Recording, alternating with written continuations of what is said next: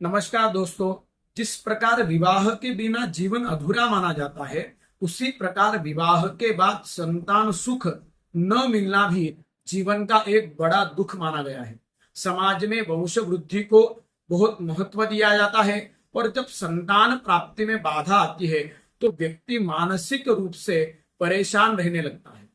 ज्योतिष शास्त्र के अनुसार संतान सुख ईश्वर की कृपा और ग्रहों के आशीर्वाद से प्राप्त होता है। संतान न होने के मुख्य दो कारण माने गए हैं। एक, पहला, संतान उत्पत्ति नहीं हो पाती। दूसरा, संतान जन्म लेकर जीवित नहीं रह पाती। इसके पीछे पूर्व जन्मों के कर्म और ग्रह दोषों को प्रमुख कारण माना है। ज्योतिष में निस्संतान योग देखने के लिए सबसे पहले लग्नेश, पंचमेश, सप्तमेश की स्थिति देखी जाती है। यदि यह ग्रह निर्बल हो, पाप ग्रहों से पीड़ित हो, अस्त हो, नीच राशि में हो या पाप कर्तरी योग में फंसे हो तो संतान सुख में बाधा आती है। महर्षि पाराशर के अनुसार राहु का संबंध सर्पदोष और शाप से माना गया है। यदि राहु पंचम भाव में हो और उस पर मंगल की दृष्टि पड़े तो संतान को कष्ट होता है।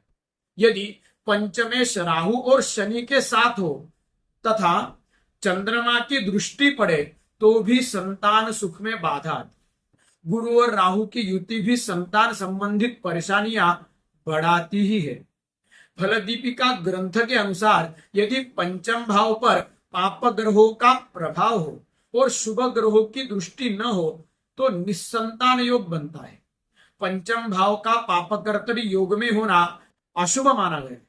यदि पंचमेश छठे, आठवें, 12वें भाव में चला जाए तो संतान सुख में देरी या बाधा आती है। वृषभ, सिंह, कन्या और वृश्चिक राशियों को शुष्क राशि माना गया है।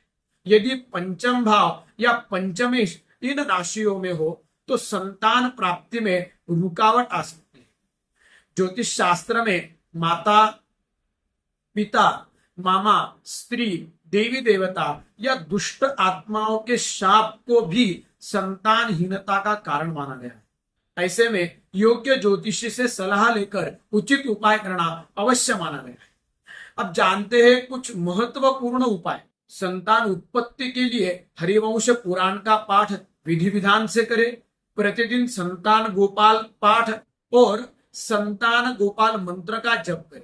शिवलिंग पर नंगे पैर जाकर जल अर्पित करें और संतान प्राप्ति का संकल्प करें। पीपल वृक्ष की सेवा करनी चाहिए।